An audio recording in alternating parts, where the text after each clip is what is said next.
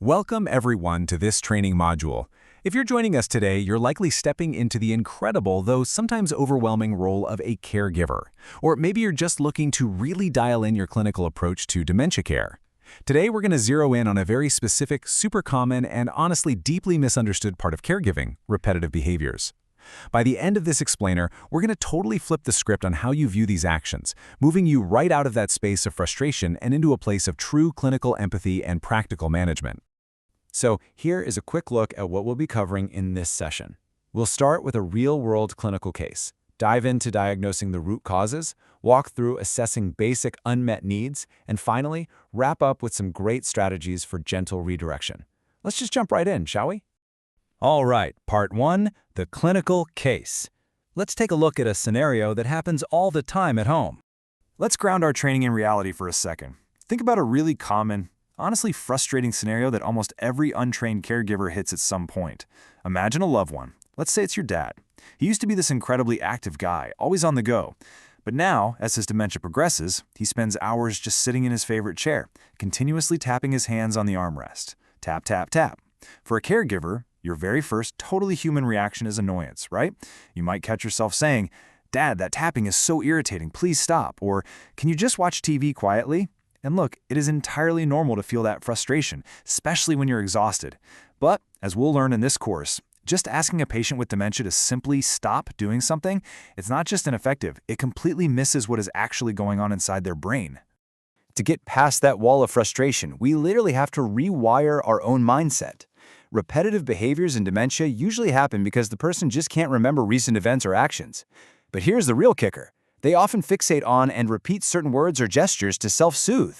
It's a coping mechanism. When you understand that, you realize these behaviors are actually a profound form of communication. The moment we recognize that the constant tapping isn't designed to annoy us, but is actually a symptom of memory loss or an attempt to self-regulate, well, that is a total game changer for our entire approach to caregiving. Which brings us to part 2, diagnosing the root causes. We really need to figure out what's actually triggering these actions.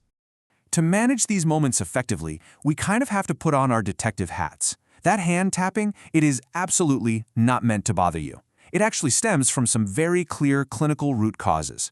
A lot of times, it's just memory loss, literally forgetting they just asked a question or did an action 2 minutes ago.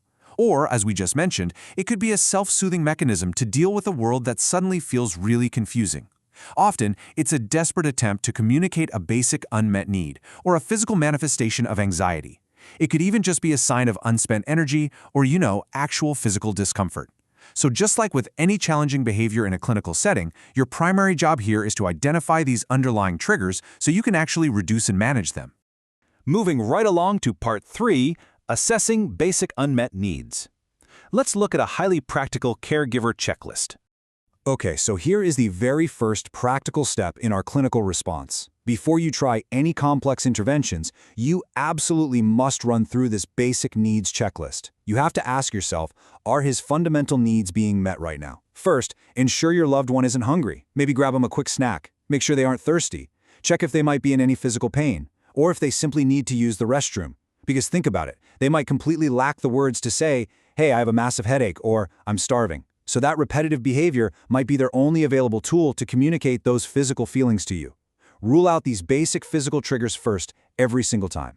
And that leads us perfectly into part 4, strategies for gentle redirection. Let's talk about actually managing the behavior. Once we've nailed down those underlying causes and made sure all their basic needs are met, we can start actively managing the behavior using redirection. And guys, there is a massive difference between untrained and trained caregiving right here. The completely incorrect approach? Taking aggressive steps to force them to stop. Remember, not all repetitive behaviors are bad. If the action isn't disrupting anything and isn't putting your loved one in danger, it's considered harmless. So never, ever aggressively shut it down. The correct approach? Do your absolute best to ignore the behavior itself. But, and this is a huge vital distinction, only ignore the behavior, never the person. Instead of snapping or scolding, simply place a gentle hand on their shoulder or arm. Just offer that peaceful physical reassurance to redirect their focus back to you, gently pulling them out of that loop they are stuck in. Let's break down your toolkit for gentle redirection into 4 super actionable steps. Number 1, evaluate the risk. Is it just harmless tapping, or are they doing something dangerous, like picking at their skin? If it's totally harmless, you move straight to step 2. Provide that physical reassurance we just talked about, like a soft hand on the shoulder. Step 3. Offer reassurance by actually including them in your daily routine. You could say something like, "Hey Dad, you've been sitting here a while. Let's get up, grab a quick snack, and you can keep me company in the kitchen while I work." And finally, step 4, provide engaging activities. A lot of times, the patient just wants to feel useful and included. Set them up at the table, hand them a stack of magazines to sort through, and maybe put on some nice music in the background. It's a fantastic way to channel that unspent energy and anxiety into a structured, really soothing task. As we wrap up this explainer, I want to leave you with a really crucial question to reflect on. How will you use gentle redirection in your own caregiving routine today? The very next time you hear that repetitive tapping or see that continuous hand gesture, I want you to remember that it is actually a call for connection. It's a sign of an unmet need or a search for comfort. By applying the clinical steps we've covered in this course, you can replace all that irritation with true empathy and transform what used to be a moment of deep frustration into a beautiful moment of shared, gentle engagement. Thank you so much for joining this module today and for doing the absolutely incredible work of caregiving.